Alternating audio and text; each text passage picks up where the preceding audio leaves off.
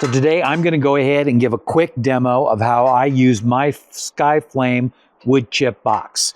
Now, I have an older grill here, and basically I will pick this up and move it over about halfway, and then I will place this on here. Now, if your wedge shape doesn't match your heat deflectors, you might want to add a little bit of foil. I've just gotten the habit of pushing mine all the way to the back, which will solve that problem. But again, a piece of foil where you just fold it a couple of times to make it fit in there and tighten up those gaps will just work wonders.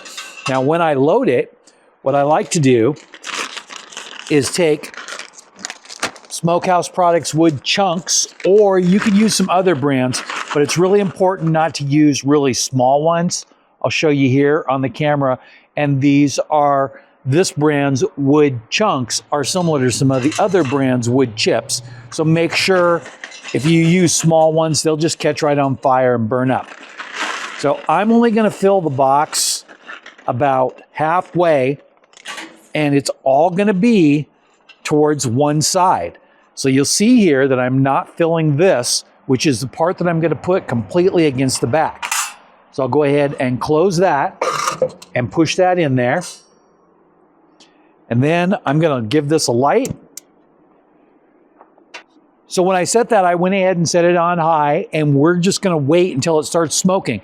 As soon as it starts smoking, we'll turn it down to a really low setting so it just stays smoking and doesn't catch on fire. But again, there's no passages through there, so it shouldn't catch on fire at all. But we'll go ahead and take a break, and I think that's going to be 10 minutes, but I'll let you know when we get back. So I want you to take a look down here, and you can see that we're starting to get smoke coming off the box here. It's only been 7 minutes, and my plan was to go about 10, but we're almost to the point where we're getting just enough smoke that we want to turn this down just a little bit. Now we'll turn that down. Then we'll set the other burners on low, so that way we can prep the propane grill for cooking. So we're going to get a lot of our heat off of this side right here. But what we really want is we want to get a nice flow of smoke, and we want to get the barbecue to the temperature so that way we can cook low and slow with the smoke. So now I'm going to wait another 5 minutes, and that thing should be just roaring. So let's go ahead and take another quick break, and we'll be right back. So now you can see that we're getting a real consistent smoke level out of here. And I have to say that I deliberately waited until after the sun started to set, so that way you could see in here and you could see the flames. So I'm hoping that you can see the smoke really well too. And I'll put my hand down in here. It is a little warm. I preheated the grill to just above 350 degrees.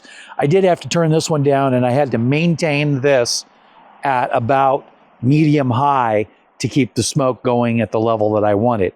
Now, if you want a little bit more smoke, you can turn it up a little bit more. But here's the thing. The higher you turn it up, the more likely that you will be to get your wood chips to combust.